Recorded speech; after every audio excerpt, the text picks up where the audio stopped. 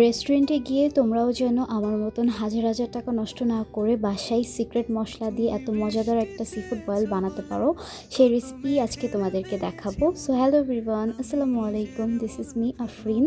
তো কেমন আছো সবাই? আশা করছি সবাই অনেক অনেক বেশি ভালো আছো। এই ভিডিওটা প্রায় অনেক দিন আগের, রোজার মাসের। আমরা সব ফ্রেন্ডরা মিলে প্ল্যানিং করেছিলাম একসাথে একদিন ইফতার করব আর ইফতারে সিফুড বয়েল খাবো। তাই আমি সি ফিশ লাভার ফেসবুক পেজ থেকে ওনাদের মাত্র 1300 টাকার একটা সিফুড কম্বো অর্ডার দিয়েছিলাম।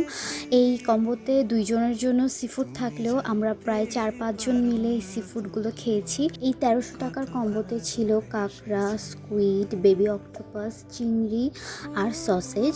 এখানে থাকা প্রত্যেকটা আইটেমই আগে থেকে ক্লিন করা থাকে, যেন তোমাদের বাসায় নিয়ে সিফুড ক্লিন করার কোনো ঝামেলা করতে না হয়। তারপরেও আমি সিফুডগুলোকে ভালোভাবে ক্লিন করে সুন্দর করে কেটে কুটে নিয়েছি। এখানে আমি স্কুইডগুলোকে ছোট ছোট করে কেটেছি, কাঁকড়াটাকে 2 টুকরা করে নিয়েছি, সসেজও 2 টুকরা করে নিয়েছি, আর বেবি অক্টোপাসটার জাস্ট মাথাটা ফেলে দিলেই এটা পরিষ্কার হয়ে যাবে। তারপরে আমি চুলায় গরম পানি বসিয়ে দিয়ে গরম পানির মধ্যে 1 টুকরো লেবুর রস দিয়ে দিয়েছি, লবণ দিয়ে দিয়েছি। যখন এই পানিটা একটু গরম হয়ে আসবে তখন আমি পানির মধ্যে সবগুলো সিফুড দিয়ে দিয়েছি। আর পানির মধ্যে লেবুটা দেওয়ার কারণ হচ্ছে সিফুডের যে একটা ফিশি স্মেল আছে সেটা যেন না আসে, এজন্য আমি লেবুটা ইউজ করেছি। এখন এখানে সিফুডটা যখন বয়েল হয়ে গিয়েছে তখন আমি আলু দিয়ে দিয়েছি স্লাইস করে।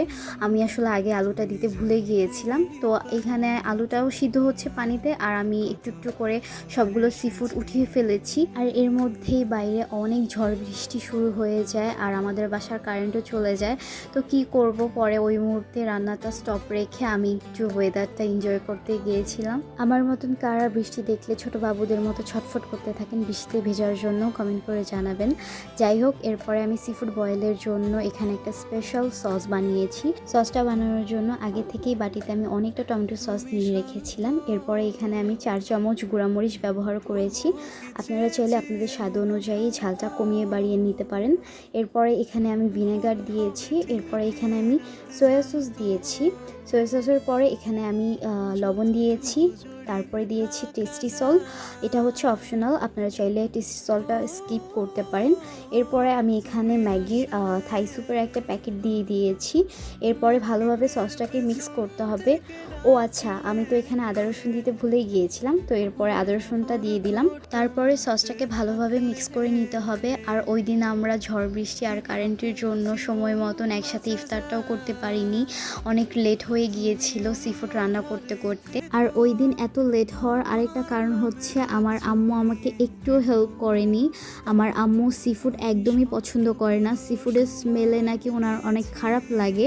তো উনি তো বারবার বলছিল যে তোরা কি এগুলো খাচ্ছিস, মানে পোকা মাকড় এই সেই।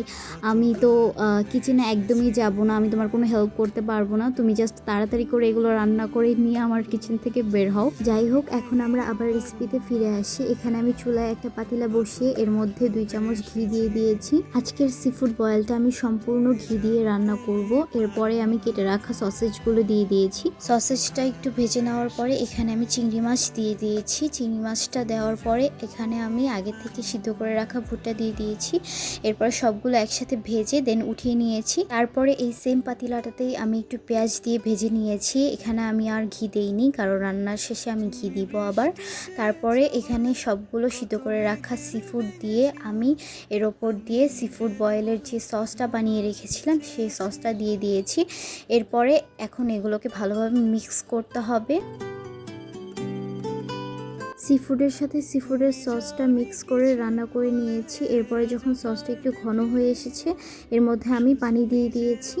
এখন এটাকে ভালোভাবে নেড়ে দেন মিক্স করতে হবে, যেন প্রত্যেকটা সিফুডের মধ্যে সিফুডের সসটা যেতে পারে, এজন্য ভালো করে রান্না করে নিতে হবে। এরপরে যখন ঝোলটা একটু শুকিয়ে আসবে এখানে আমি কর্নফ্লাওয়ার পানি দিয়ে গুলে দেন দিয়ে দিব, যেন ঝোলটা একটু ঠিক হয়, মানে ঘন হয়। তারপরে আমি পাতিল থেকে সিফুড বয়েলগুলো একটা বোলে নিয়ে নিয়েছি। ফাইনালি রেডি হয়ে গিয়েছে আমাদের restaurant style sea food boil. Guys, তোমরা জাস্ট কালারটা দেখো, এত মজা হয়েছিল। আমার তো দেখে এখনও জিভে পানি চলে আসছে। তোমরা যারা সি ফুড পছন্দ করো না বা কখনো সি ফুড খাওনি, তারা নিশ্চয়ই ট্রাই করো আমার এই রেসিপিটা। আর যদি ট্রাই করে থাকো আমার সাথে কমেন্ট সেকশনে শেয়ার করো। তারপরে সি ফুড বয়েলটা নিয়ে আমরা সব ফ্রেন্ডরা মিলে সাবিনা ফুপিদের বাসায় গিয়েছিলাম খাওয়ার জন্য, কারণ ওইখানে তিসরাত ছিল, আমাদের একটা ছোট বোন। তো এরপরে গিয়ে দেখি যে ফুপি আমাদের জন্য তরমুজ, মালটা, তারপর আপেল, রুটি, চিকেন বিরিয়ানি, কোক সব কিছু রেডি করে রেখেছে আমাদেরকে খাওয়ানোর জন্য। থ্যাংক ইউ সো মাচ ফুপি। তারপরে আমাকে তো আমার ফ্রেন্ডরা ভিডিও করতে দিচ্ছিল না, ওরা কখন খাবে এজন্য। যাই হোক, অনেক কষ্টে একটু ভিডিও করেছি। তো আমরা এখানে খাচ্ছিলাম। সবাই ভালো থাকবেন, আর ভিডিওটা কেমন লাগলো জানাবেন।